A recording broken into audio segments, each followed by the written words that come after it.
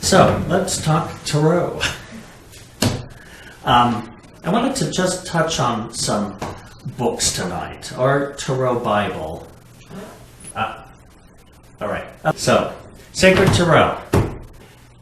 It too is like peeling an onion, because every time your layer of understanding of the cards increases, you'll go back and there'll be an aha moment. You'll read something you haven't read before.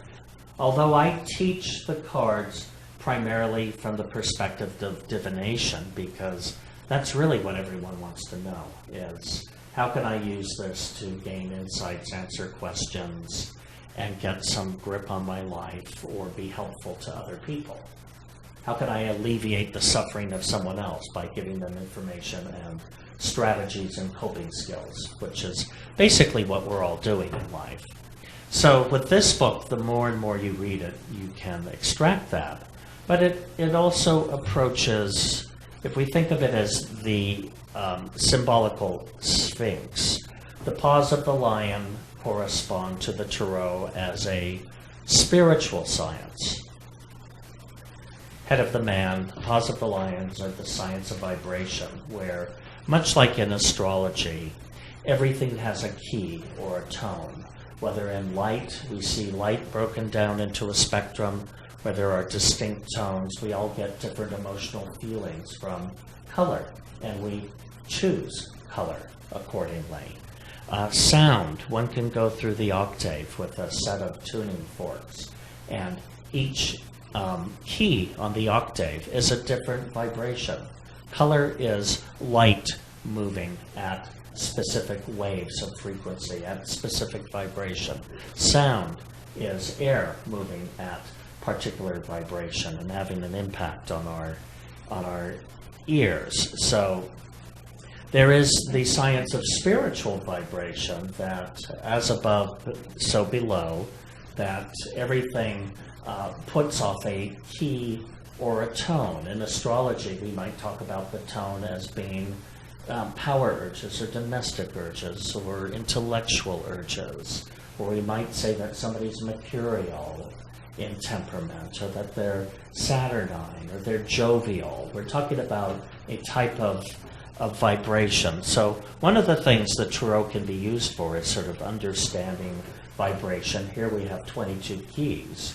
If you think about it symbolically, 21, the 22 is actually 3 scales. Do, re, mi, fa, sol, la, ti. Do, re, mi, fa, sol, la, ti. Do, re, mi, fa, sol, la, ti. 7 notes per scale. Yeah. So there is a set of vibrations in that as well. And because of that,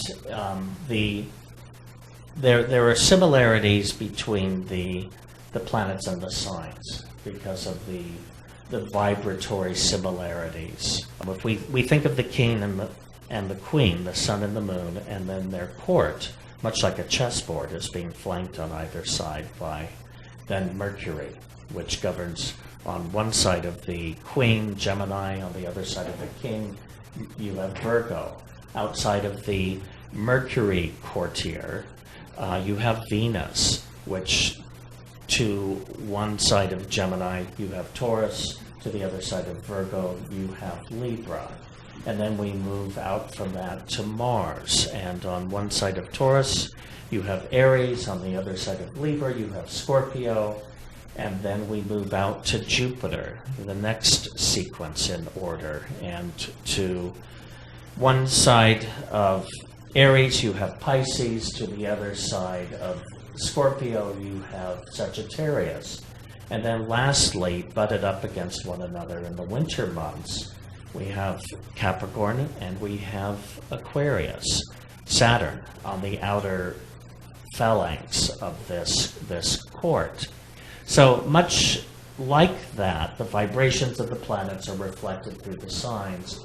We have the same thing within the tarot cards, specific vibrations. The tarot, if one's interested in it, one can use it for divination with numbers. One can find a system of numerology in there. Now, primarily, there are 2 numerological systems out. There's the Chaldean system, which we use, which is the 22-letter alphabet, much like the Hebrew alphabet. Each of the cards corresponds to a letter. The Roman alphabet is slightly different and has 26 letters. I think it's fascinating, but the divination of numbers leaves a lot of questions for me. So, in terms of whether it works or not. Nevertheless, one can use it to figure out the key to a name and perhaps see how that name vibrates within their chart. When somebody's calling your name, what area of your chart are they stimulating? Because that can have some importance. The other system is the Pythagorean system of numbers, where basically, regardless of the alphabet in use, the first letter of the alphabet corresponds to 1, the second letter to 2, third letter to 3. And that is the most commonly used numerological system. The Chaldean system holds that each letter of the alphabet, each of the 22 letters, has a very specific vibration. So certain letters are paired up, such as C and K, or the U, V, and W are paired up with the same letter. The I, the J, the Y are considered to be one letter. That each card has its own specific vibration. And through the tarot, we can use the understanding of each of those vibrations to find like objects. So one might, depending on what you know, if you're looking at Arcanum 13, you might know in the plant world that could correspond to the alliums, to onions and garlic and chives and everything that is in that particular family, or that it might correspond to hollyhocks and other members, other malvas, or the color being the lighter shade of red. There's vibrations in the mineral kingdom that might correspond in the mineral kingdom to the amethyst. So again, it depends on how many layers of icing you want on your cake. There's almost no end to what you can do with this. And in a reading, it might be helpful in a reading to know the gemstone that is coordinated, because you might be inspired to tell someone. I think a talisman might help you in this case, and consider this. Or somebody may be asking a health-related question, and you might say, well, I think you need to, for a period of time, exclude alliums from your diet. Stay away from, onions and garlic. So you've got the paws of the lion, and then you've got the wings of the eagle, and that is divination with cards. And the body of the bull is divination with numbers. Okay, thank you. So there's 4 distinct ways. Now, the spiritual science is really part of what fascinates me. But I do believe that there is an initiatory system that is related to the cards.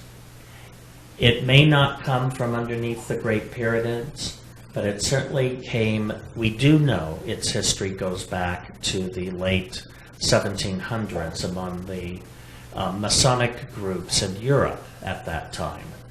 And that system of initiation is represented in the admonitions for each of the cards. But there's great insights to be gained from the spiritual message associated with each card. And being able to look at each arcanum from the Fool on up to the Adept as being a different step that one takes in their initiation. And it's not always this sort of ascending a staircase. Sometimes it really looks like we're doing the cha-cha-cha as we move through life.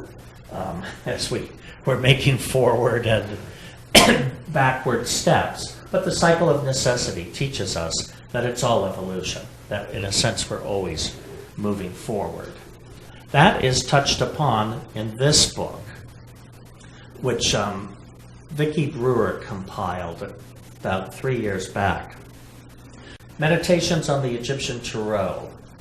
And these are excerpts, as you can see, the size of one book compared to the depth of the other. But as I say, picture speaks 1,000 words. This book has really beautiful illustrations that Vicki created. And then it has the admonitions that go with each of the cards. And then it talks about some of the descriptions in divination, in the spiritual world, the intellectual world, the physical world, and in magic. But this, to some degree, summarizes just the spiritual science described in the Tarot. Another book, it was a long time ago I wrote the foreword to this. Let's see if it's dated. 1993. So, Secret Symbolism of the Tarot. Doris J. Stone. Doris was both a colleague and a contemporary of Zane's, though much younger. Secret Symbolism of the Tarot. And Doris gives her own angle to this. Tarot card Maker and Reader, which was written by Doris J. Stone and King Keyes back in the 60s. And that book went out of print, but the much of that book was reprinted in this book, Blending Astrology, Numerology, and the Tarot.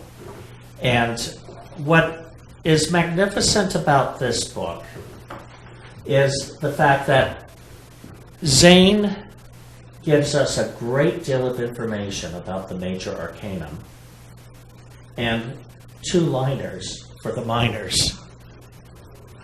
So what Doris has done is she's created something that can truly start to stretch your vocabulary and give you an idea of how to put together and it's so wonderfully arranged because it'll have the major arcanum, and then after it will come for the ace, or for arcanum 1, the 4 aces will follow.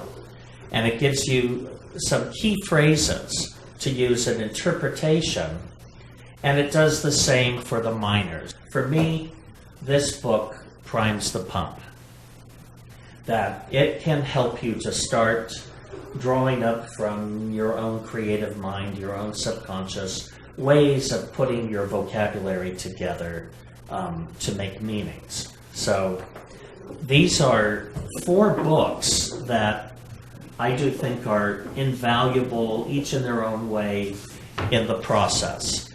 Let's move on and do spreads. Who out there, does anyone want to ask a question? So, your question, Shane. Okay. So, you want to know, will your son win in court? His name is Dominic. Okay. We have just discerned not only what the question is, but the type of spread we're going to use. So we're going to do a yes or no spread. And I'm asking, will Dominic win in his court case? So, I'm using the old lady tonight because I left my other cards at home. So,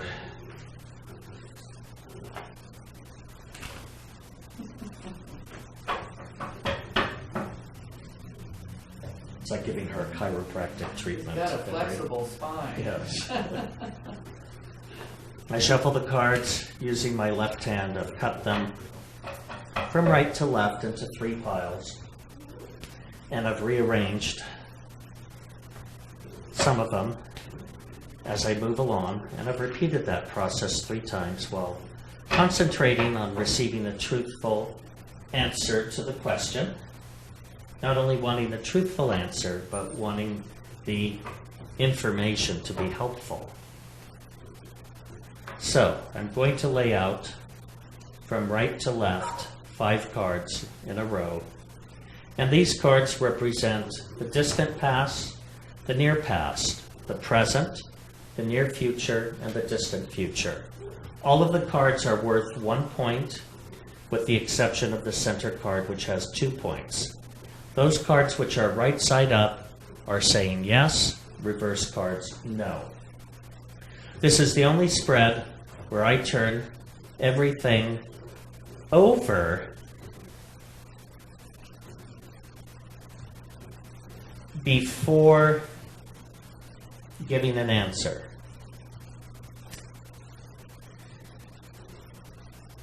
And this is a really hard one, because although the answer says yes, the last cards here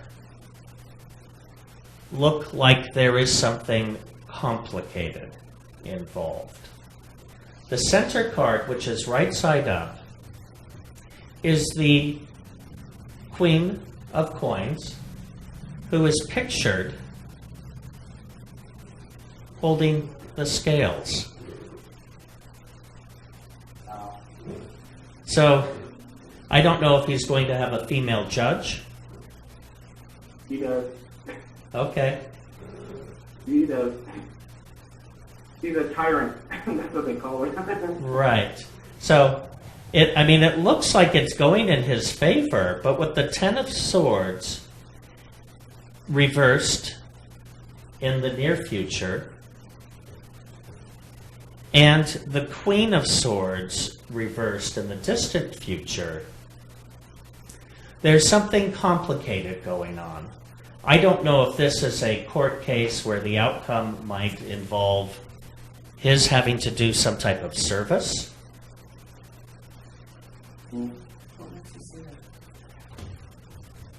The Queen of Swords.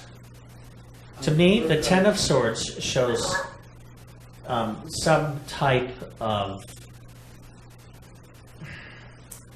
that something goes in his favor, but that something is extracted.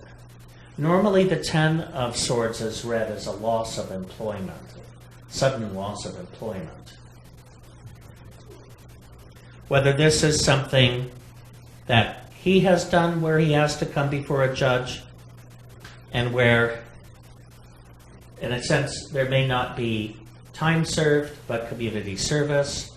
Whether it's a suit where he's trying to receive something that is owed him. Let's say a past employer owes money, or a tenant ditched out, where it could rule in his favor, but he doesn't end up with any reward from it. So that's the problem I see with this, is things may go in his favor, but not to the extent where he receives, damages of any kind. What you're saying is making a lot of sense. Okay. Yeah, it's a complex situation. So, let's look at what's going on here. If anything's repeating, there are 2 court arcana. In this case, I think the woman in the center holding the scales is a female judge. The Terminator, or what did they call her? Tyrant. The Tyrant, okay. Tyrant. Yeah, and then the outcome is a man of Virgo temperament, which might represent your sun at the end of all of this. If we look numerically, there are 2 tens coming up, which means there can be sudden, unexpected things that happen around this case. Whether this is the result of an unexpected activity, or whether suddenly there's new evidence that's presented at trial, or whether there could be just a judgment that's made that seems incredibly surprising. So the thing is, the case or the trial could go in his favor in the sense that it may not, it may not impact his reputation in the long run, but anything he might be expecting to gain from this might not be, there may be no awards that come with this. It's good and it's not so good. In that it ends up almost as a stalemate. And for anything legal, that's joyful news to one's ears. And what about the first card? I don't want to pry, since this is a court case that's going to go through trial, I don't want to pry in terms of what it is. Otherwise, if it was a client sitting before me and not something that's being broadcast, I might dig. I might get in there and say, hey, tell me about this. But since this is something that has not, where a judgment has not been made and we're actually broadcasting the class, I'm not going to ask those questions. So This is Eight of Scepters? It's the Eight of Scepters, which in the past, it usually, the Eight of Scepters represents sort of a political appointment. It represents something where somebody's status has been lifted up. The inner meaning to this is exploration. And it's going into new territories, new areas that one has never been in before. So I don't know if the world of legal matters is a whole new world of exploration to your son. He's never done anything wrong before. Okay, then he's putting his feelers out and exploring here. It looks like he may be trying to regain something that's owed him. But it could, that I've even seen trials go in a way, Shane, where one can be awarded, but where you're unable to collect.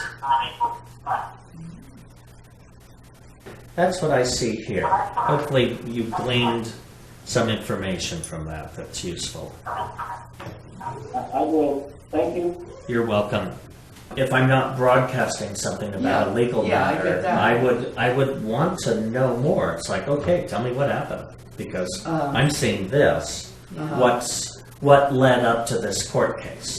And so I'd ask for someone to give the details, because that can oftentimes fill in the story of how I interpret the outcome.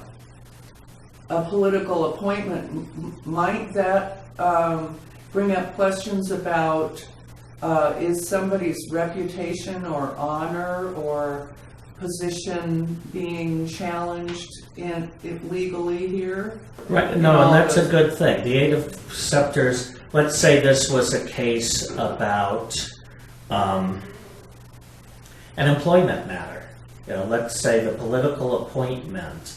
What can happen in a workplace sometimes, or in some agencies or organizations, two people apply for the same job and one person gets it. And somebody could be questioning why.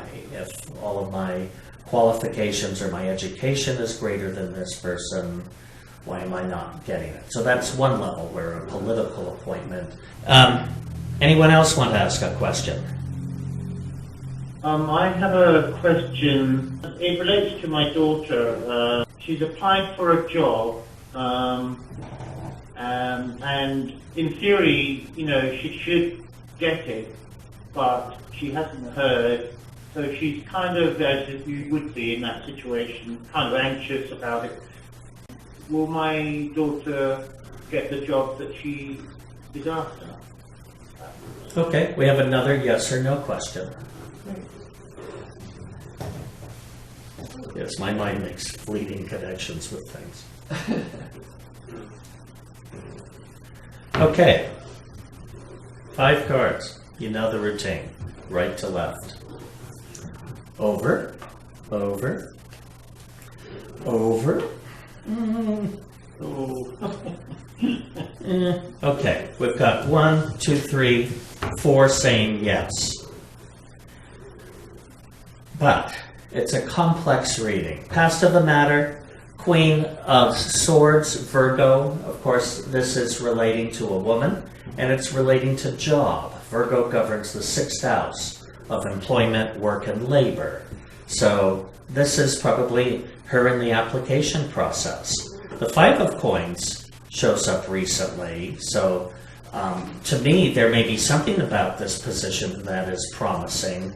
Perhaps the pay scale on this is good, or there could be some benefits tied in with this, or just the fact to be employed and have an income is a good thing. So, but the 5 of Coins represents abundant wealth, which I always have to remind people is relative. I know people who may be complaining about how poor they are, and they could still have hundreds and thousands in the bank, and others who may have $10 to their name complaining about how poor they are. So wealth is a relative experience, but nevertheless, there's something about this job proposition that could be, very favorable or profitable. It's the 5 is reversed, so it's less. But nevertheless, it could seem like a step up. The 4 of Scepters is in the center card, interpreted as a legacy. And a legacy is sort of anything that's inherited, whether it's one's skills, talents, and abilities, or whether it's the job. And of course, it would lead me to question, is the job within a organization or company that your daughter already works for? Well, essentially, my daughter's a teacher of psychology, so it's a different school. But the benefit would be that where she has to commute quite some way for where she works, this is just in the same town, so that's the big benefit. Okay, that could be the great. I mean, you're saving time. You're saving money in terms of time, petrol, and yes, other things. What I love, though, the reveal that happens here in giving us her profession. What are the keywords for this card? I analyze. So there's some information in there. Now, the future here is what's complicated. And we have the Death card reversed in the near future. This could represent, a couple of things. On one hand, is that she may not get it. It could be awarded to someone else, and then they decline, and they're back knocking at her door again. That's one way that card could operate. Because the outcome here is the Horseman of Coins, which are thoughts towards someone's wealth and well-being. Or this card, Arcanum 13 reversed, might indicate that the move of schools could perhaps turn out to be a little more painful than she expects. That although she's saving time or money in the commute, there may be a possibility where the culture in the new college is not as collegial or as inviting as might be expected, or the frying pan into the fire. Right, out of the frying pan into the fire, or that suddenly she finds out, yes, I've got this, and The classes I'm expected to teach are all classes that are new, that I've never taught before, and I now have to create, over the summer, new curriculum for 5 courses. I think she'll get it, whether she gets it immediately or with a delay.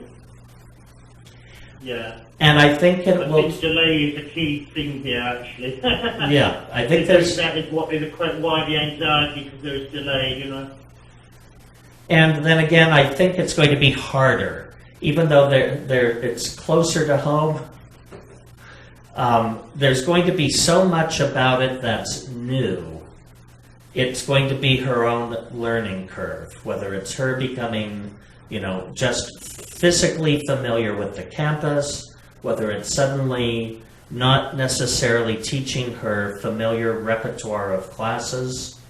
I was just going to do a summary, and we have 1 sword, 1 scepter, and 2 coins. So, again, whether it manifests as a greater salary, greater benefits, or just money saved on train fare, there is something about this position that it is economically favorable for her. And how did you interpret it, Michael? Well, I saw the 4 of Scepters as a positive sign, because realization, 4 is realization, and we're talking scepters. So Which is business. Sign, but, yeah. But then that was followed, actually, in my space by a sword. The swords that represent anxiety. So as if she could get the position, but there will be a lot of anxiety that will follow as a result, because of a bit of stress. And I have a feeling it might reflect because the score isn't quite as good as the one she's leaving rather, and therefore I think she might find it not such a good place to work, maybe. But, And we may be concluding the same. yeah. Out of the frying pan into the fire, and again, where the environment and culture are very different, or the caliber of student that she may be working with, or the standards of the college may be different. So all of that, I think this can go positively in her favor, but also where there's an enormous adjustment on her part to what's going to seem like a very new culture, very new environment, very new curriculum. Yes. Input? Well, the death card, that is Aries card, correct? So, in the Sacred Tarot, they talk about that, yes, there's a death, but it's spring, so something new is going to come forth from this. And what I always like with this card is, except for now it's reversed, but when it's right side up, the rainbow's on top. Yes. And we're all looking for the pot of the gold at the end of the rainbow. There is a bright promise in that, and again, to me, this is the compost heap. Out of death and destruction, new life always comes. Yeah. So, but it's an hard. ordeal. It's an ordeal. And The other thing is, one could be walking into a department that is undergoing transformation as well. Right. So, but yes. Yeah, that sounds very believable. But the outcome is, again, in the ego death that Laura mentioned, again, going from a prestigious institution to something that may be a notch below, people oftentimes question those types of moves. Yeah. So It's catch-22 because, she doesn't have to travel so far, and if you've been commuting for years and you've got a place of, work right, very close to where you live, it's very, tempting, isn't it? Yes, and she needs to, with this Horseman of Coins, that's the outcome, she needs to keep in mind what her payoff is, what her goal is in all of this. Because if she meets that goal, then it's a successful move for her, even if there is a lowering of one's status or prestige. She's actually getting closer to the quality of life goal that she may be after. So, I think that's a great reading. Anyone in the peanut gallery here with a question? We're asking what's coming into Laura's life over the next 9 months between now and the end of the year. So, the horoscope spread will show things that have been going on in the past that may still be operating, things that are happening currently, and those things which will be entering. Remember, this is the complicated spread, but they get a sense of how it works. So this is laid down on the cardinal points. 1, 2, 3, 4. I think Zane invented this just to teach us the house system. He wanted to make sure everybody learned astrology. And then we do house number 12, 9, 6, and 3, and then house 11, 8, 5, and 2. So we started out doing the angular, the cadent, and the succedent houses. Now that we've learned angular, succedent, cadent, we're picking it up in trinities. So we start with the Trinity of Life. Here we have Arcanum 21, which is the adept reversed. So if we look at first house matters, which have to do with personal intent, one's health, physical body, one's personal objectives, personal interest, we might say that the next 9 months are a time, Laura, where you may be just really focused in on your own energy levels and building up vitality or health, and also focusing in on those areas of life over which you can have some control physically, but also focused in on what could be your experience of success. Taking an inventory of where you feel successful. And that card is what?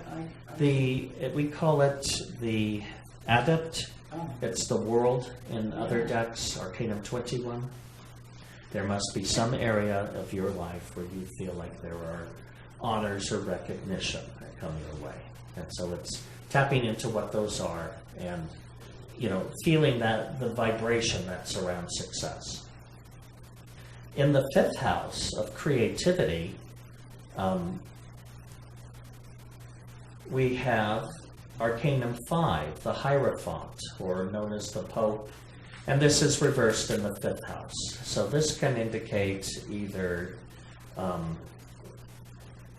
good feelings in terms of your love and romantic life, or this could represent an abundance of creativity. It could be a time, Laura, where you start on some, new artistic series that may be devotional images or something that has a spiritual symbolism tied into it.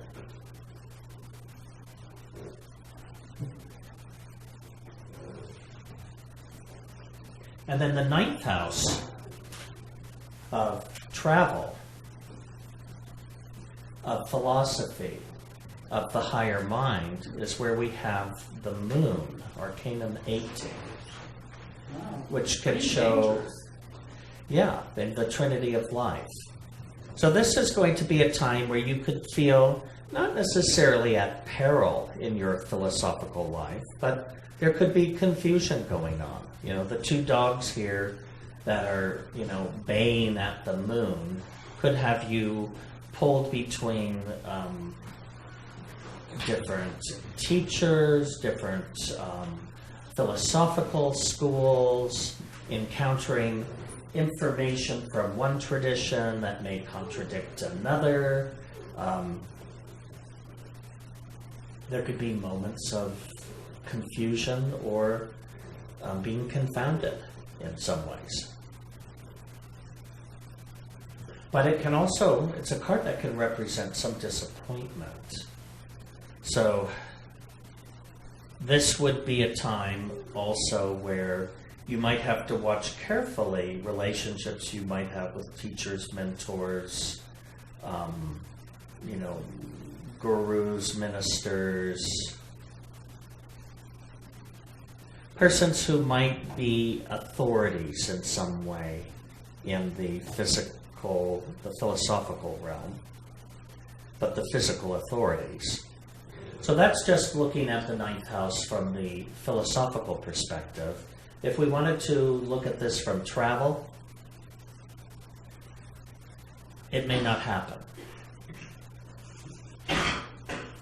The trip you're thinking about could get canceled. Well, if it was to Paris, you might need to get travel insurance because something could come up last minute that keeps you from going. Now we move to the Trinity of Wealth, which is going to be the second house, the sixth house, and the 10th house. Second house turned over, we have the King of Cups, which represents a man of Cancer nature. If we look at this externally, in the court card as being another person, there's a man who could bring employment to you at this time, or just bring money to you at this time. Whether this is a gift through a male family member, which Cancer could indicate. If we look at this as representing a facet of yourself, Cancer, on one hand, the way Cancer deals with money, think of the claws. It holds on. So if money came into your hands at this time, it might be a period where you decide to set up a little bit of savings or to have some kind of personal financial buffer. Or the money could go for a new toaster or juicer, since Cancer also governs housewares. It's not only money gained, it's money spent. The environment of work is Arcanum 3 reversed. So this is your fourth major arcanum that's come up, Laura, in the sixth house. It's Arcanum 3, which is Isis unveiled, sometimes called the Empress in other decks. And for us, it's a card of alliances and relationships. 3 represents coming together with others. So it may be a time of forming collegial relationships or setting up work alliances of some type. Career, the 10th house, we have reversed the Ace of Coins, which is generally read as a short journey, but this can also represent financial news, news of work opportunity or some kind of paid work. Even if it's somebody calling you and saying, oh, they need extras on this film they're doing, do you want to come and That was get on the news tonight, and John said, go get it, Laura. Well, see, that was the friend getting you news on fun. You too can make $75 a day. They wanted military types. It's for Manhattan, Okay. the movie about the Manhattan Project. All right, the third house is part of the Trinity of Association, which is the third house of brethren and neighbors, 7th house of partnerships, public, one's clients, or open enemies, and the 11th house of one's friends, associates, and the people that come into our life through group activities. The third house can also represent just our mental outlook or attitude. Do you have a sister? I do. Okay. Is she in communication with you? Yes. Well, this shows here the King of Coins is reversed, which to me would represent a woman of Gemini temperament. And this might indicate a time where you could find a female relative, a sibling, a sister, being in your life and being in communication, whether this is phone, email, texting, postcards, or the grand old form of written letter.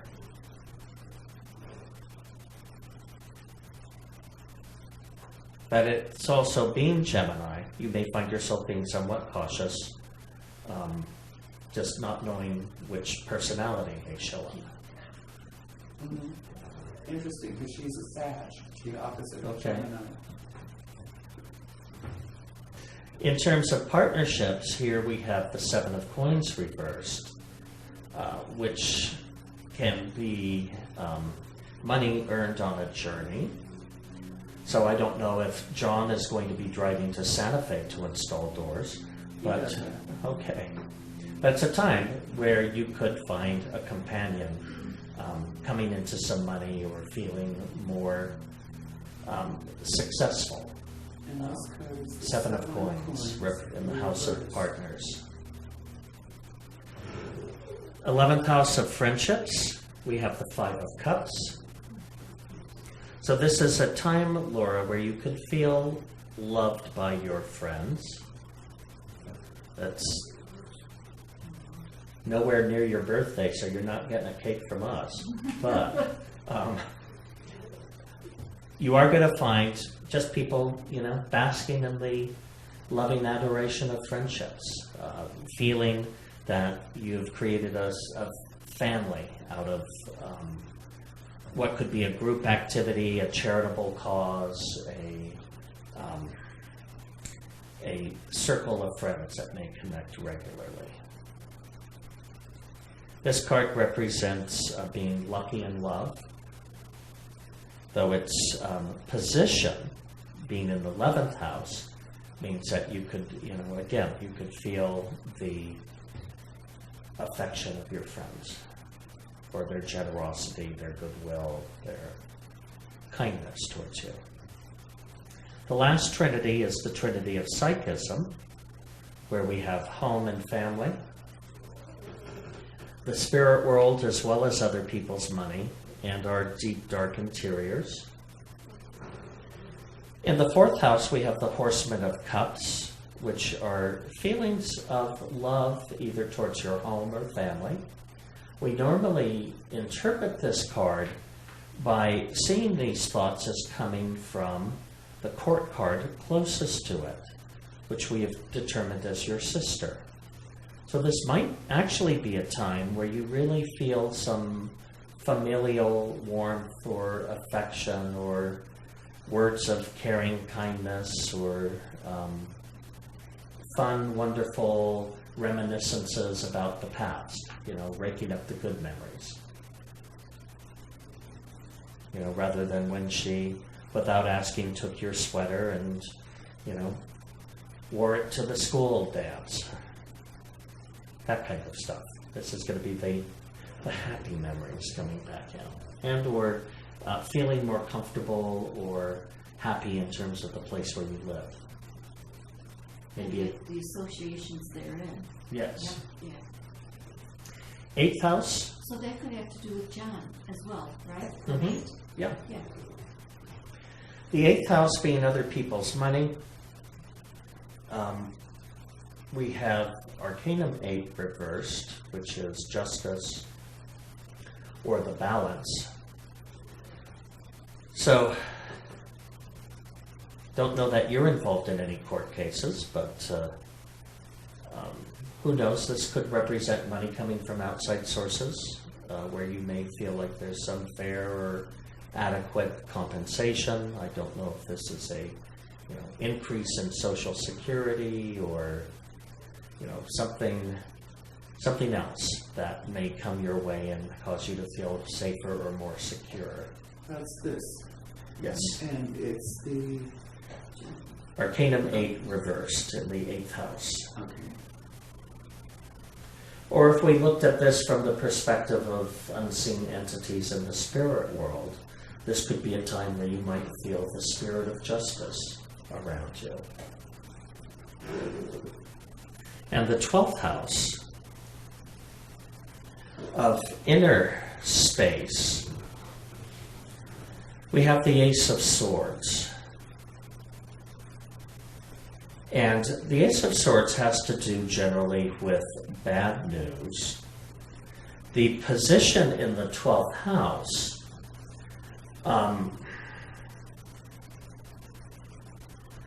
might just represent to me, because I look at the 12th house as both our psychic states or psychological states, but also whatever our practices are. And this may be a time where you could find yourself doing some really deep work,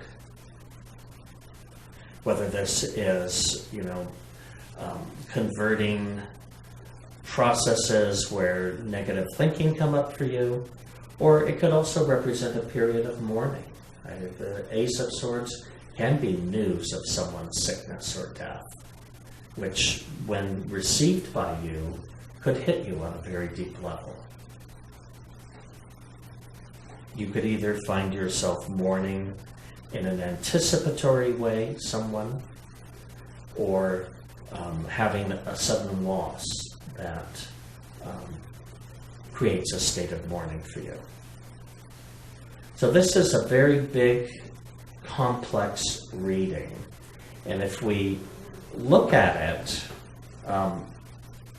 the one number, there are two numbers repeating themselves. We've got two aces, which are new beginnings, both in terms of the realm of career, professional life, but also in terms of one's psychic state or inner process.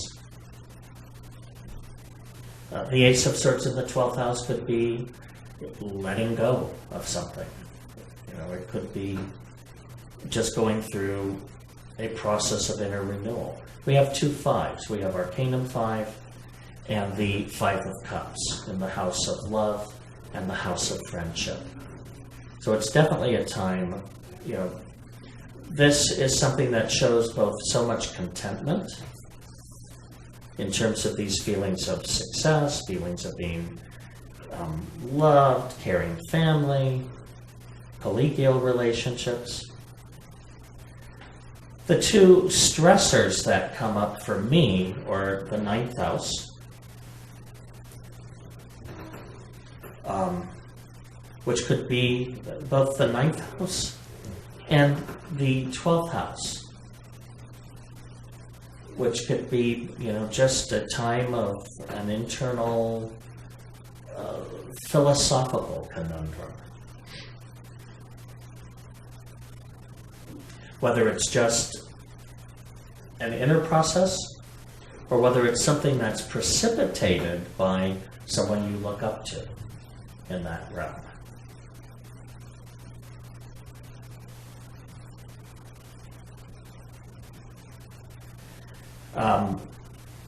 Probably the first step, though I didn't do it in this order, is I'd note how many major arcanum are in a reading. And here we have 1, 2, 3, 4, 5. It's almost half the reading.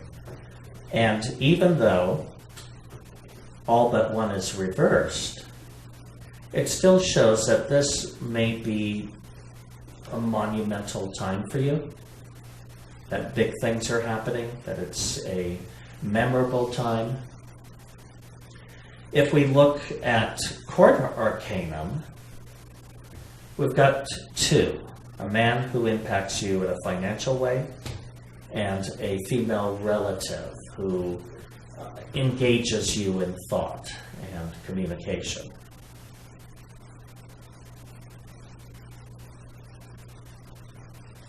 And only one horseman, the horseman of cups in the 4th house, which may be a rethinking of childhood. I mean, it could be a time where you decide to journal your happiest childhood memories. Why do you keep reiterating happy? Cups, right side up. Happy. Happy. For Fun. the horseman of cups, right side up. Yeah.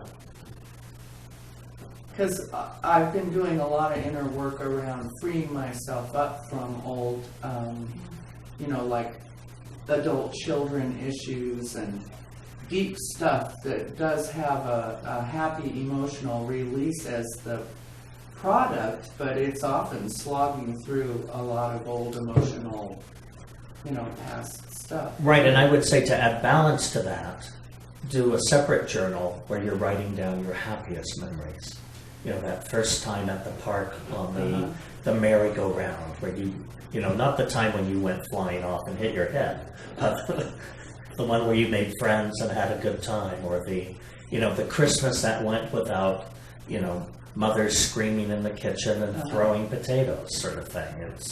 It's finding I those. usually do balance the work, not just focus on the heavy stuff. Right.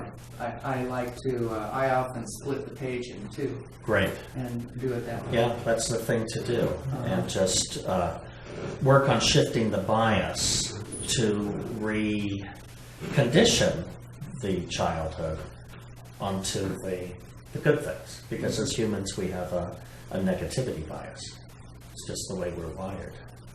Well, we also are wired to forget the past, and often we have to focus on it to dig it up or get out of denial about it in order to get the value of doing that kind of work. And then the happiness becomes much purer than just a covered over sort of bubbly surface. Well, it also wouldn't it allow for, if you're doing work in the 12th house and also in the 9th, if you're bringing up things that have been that were destructive to you. Yeah, and in your deluding. Yeah. I've been That finally, pulling myself out of denial, trying to do that a lot. and then finally in the 4th house, that things are allowed to emerge with that horseman. Yeah, I think as one clears up their past, their present home becomes a happier place. And isn't the 4th house also the psychological foundations that we come from? Then it could really allow emergence of something that has been squelched. Like a birth into something almost. And some minor redecorating. So, new pillowcases or something. Does it have to be minor? It all depends on what the budget allows. How much horsepower I want to put into it. Exactly. Yeah. So that's how this spread is read. It can show things that are already in process that may continue, and then the other stuff that may be new that comes up. Can I interrupt you? Yes. The 9th house has got the moon in it, hasn't it? It does. Yeah, traditionally the 9th house, wasn't that dreams as well? Yes. Maybe you should have interesting dreams with the moon there. Right, that would be another interpretation, is that he used the word interesting. I might use it might be a time that you have some really freaky dreams. I had a freaky Yeah. dream just the other night. Yeah. So you may find also some, deep stuff bubbling up in your dreams, whether it's precognitive, whether it's processing, whether it's, archetypes or, insightful material. Warnings, Michael, etc. good one. Yeah. See? You need sometimes 5 readers to Yeah. just Yeah. wring everything you can out of the worst cloth there. All right. Well, okay. Then I bid you all good night, and Thank you so much. Yeah. Great. Yeah. Thank you. we'll reach Thank you out. very much.